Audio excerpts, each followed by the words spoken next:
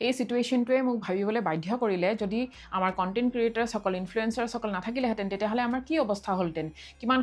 হাজাৰ হাজাৰ মানুহ চাগে নাখায় নবৈ বেমাৰত মৰি থাকিলেহেঁতেন যদি আমি অকল গভৰ্ণমেণ্টে কিবা এটা কৰিব বুলি আশাত বাট চাই থাকিলোহেঁতেন তেতিয়াহ'লে নিশ্চয় ডেথ টোল বহুত বেছি হ'লহেঁতেন যিসকল লিডাৰ্ছৰ ওচৰত হাজাৰ কোটি টকাৰ ফাণ্ড আছিলে ডিজাষ্টাৰ মেনেজমেণ্টৰ নামত ষ্টেট মেচিনাৰী আছিলে হেলিকপ্টাৰ্ছ আছিলে মেন পাৱাৰ আছিলে চব আছিলে তেওঁলোকে কিন্তু গ্ৰাউণ্ড জিৰ'ত প্ৰথমতে গৈ পোৱা নাই প্ৰথমতে গৈ পাইছিলে সেই কণ্টেণ্ট ক্ৰিয়েটাৰছসকল যিসকলে নিজৰ মাত্ৰ এটা ফোন ইউজ কৰি নিজৰ প্লেটফৰ্মটো ইউজ কৰি আৰু নিজৰ ফলোৱাৰ্ছখিনিৰ সহায়ত গৈ ভিতৰতকৈ ভিতৰ ডিপেষ্ট অফ জেগাত গৈ পেলাই তেওঁলোকে মানুহক উদ্ধাৰ কৰি আনিলে বচাই আনিলে গভৰ্ণমেণ্টতো আহি পাইছে লাষ্টত তাকো ইমান ভিতৰতো গৈ পোৱা নাই য'ত নেকি 90% ৰেছপনচিবিলিটি তেওঁলোকৰ আছিলে পাৱাৰ এণ্ড অথৰিটি তেওঁলোকৰ আছিলে ইণ্ডিভিজুৱেল হিউমেনিটেৰিয়ানছ যেনেকৈ সময় গগৈ যেনেকৈ হুছেইন মানচুৰী আৰু কিছুমান প্ৰমিনেণ্ট ফিগাৰ্ছ মুছলিম কমিউনিটিৰ যেনেকৈ বদৰুদ্দিন আজমল ডাঙৰীয়া মুস্তাক আনফাৰ ডাঙৰীয়া মেহবুবুল হক আৰু বহুতো তেনেকুৱা আছে তেওঁলোকক কিন্তু আমি কেতিয়াও পাহৰিব নালাগিব বিপদে কোনো ৰিলিজন নাচায় বানপানীয়ে কোনো হিন্দু মুছলিম নাচায় ভোকে পিয়াহে বেমাৰে কোনো হিন্দু মুছলিম নাচায় আজি বহুত বছৰ ধৰি যিসকল পলিটিচিয়ানে আমাৰ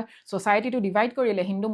মুছলিম কৰি তেওঁলোকক দেখোন এতিয়া দেখি পাবলৈ নাই যি ইমান দিন হৈ গ'ল অসমতো এবাৰ ভৰি দিবলৈও নাহিলে এটা প্ৰপাৰ অফিচিয়েল ষ্টেটমেণ্টো ৰিলিজ নকৰিলে য'ত নেকি এই বানপানীটো হৈছিলে কিহৰ পৰা ইলিগেল মাইনিং ৰিভাৰবেড মাইনিং ডিফৰেষ্টেশ্যন এইবিলাকৰ কাৰণেহে হৈছিলে মই অসমৰ ৰাইজক এটা বিনম্ৰভাৱে অনুৰোধ কৰিব বিচাৰিছোঁ প্লিজ কিপ ইয়ৰ কনচিয়েঞ্চ আলাইভ নিজৰ বিবেক বিবেচনা নিজৰ হাতত ৰাখক কোনোবাই কিবা এটা কৈ দিলে সেইটোতে পতিয়ন গুচি নাযাব কিছুমান চিপ পলিটিকেল গেমিক্সত ইনফ্লুৱেঞ্চ হৈ নাযাব লোকে নিজৰ বেনিফিটৰ কাৰণে আমাৰ মানুহখিনিক ডিভাইড কৰি আছে সেইটো আমি কেতিয়া বুজিব আৰু মনত ৰাখিব যে বিপদৰ সময়ত সেই পলিটিচিয়ানসকল আপোনালোকৰ ওচৰত নাথাকে আপোনালোকৰ ওচৰত থাকিব আপোনাৰ ছ'চাইটিখন আপোনাৰ নেইবাৰছসকল ওচৰত যদি এজন হিন্দু মানুহ পায় তেখেতৰ পৰা হেল্প ল'ব লাগিব যদি এজন মুছলমান মানুহ পায় তেখেতৰ পৰা আপুনি হেল্প লৈ নিজৰ জীৱনটো বচাব লাগিব পলিটিচিয়ানসকল নাহে আপোনাৰ কাষত থিয় দিবলৈ